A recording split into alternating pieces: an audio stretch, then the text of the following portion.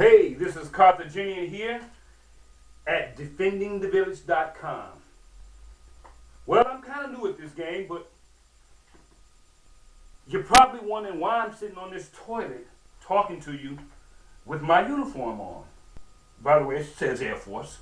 The first thing is, I'm not actually a soldier, but this is to express to you my understanding, my cognizance of the fact that we are at war with the Conservative Party, otherwise known as the Republican Party. Literally, these folks actually have pure hatred in their heart for the current president of the United States, President Barack H. Obama. I'm sure they'll tell you that's not the case.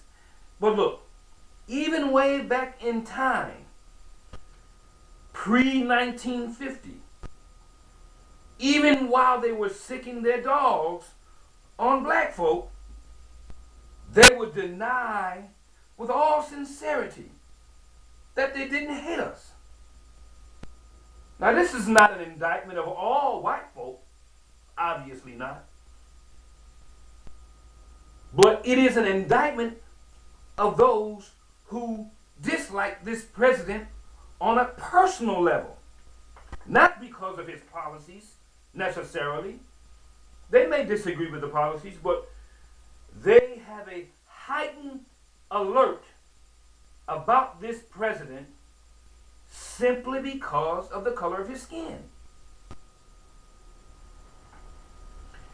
They hate him so much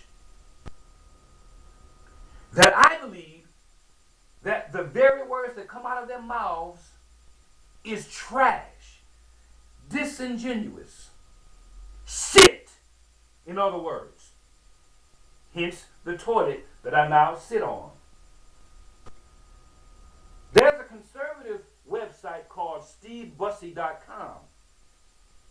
Seems to be a relatively intelligent man, and I have no personal beefs and not that many disagreements philosophically with this gentleman from what I read. But he was explaining what low and intensity agitation was or is. Now, I'm quite familiar with this strategy. And he was pointing out how this doctrine has been the policy of the United States government for years, just like the former Soviet Union. He puts it this way: low intensity agitation, he says, low intensity conflict is a complex system of covertly overthrowing or opposing a government or group by means such as manipulating currency, supporting insurgent groups, agitation groups, propaganda, blocking or otherwise encumbering natural resources, and even using penetration assets or Manchurian candidates. I find it quite interesting that Mr. Bussy chose to use the phrase Manchurian candidate. When you hear these people talk, pay attention to the things they say and the words that they use. A Manchurian candidate refers to one who is brainwashed. This phrase was developed in a novel originally, as far as I understand it, in a novel based in North Korea, where participants of that war were brainwashed to use as assassins, etc., etc. And this idea supposedly has evolved to the point where they have Manchurian candidates who are brainwashed to do the bidding of certain powers to do certain things. And so the claim, obviously, then, by this single phrase must be that they are saying that the President of the United States of America is brainwashed by some power to do a certain thing, whatever that thing or power is.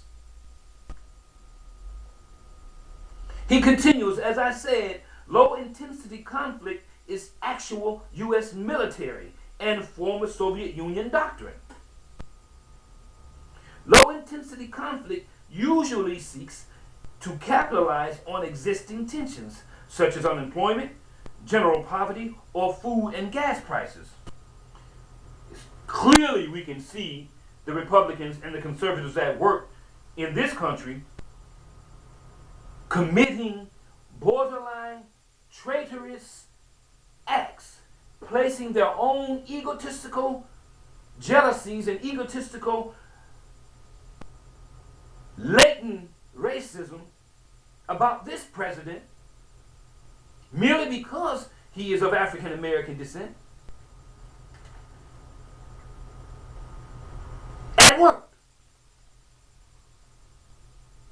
Look, it is basic rudimentary knowledge that any economy which is based upon the goodwill or the will of the people or the free will of the people to purchase products and goods and services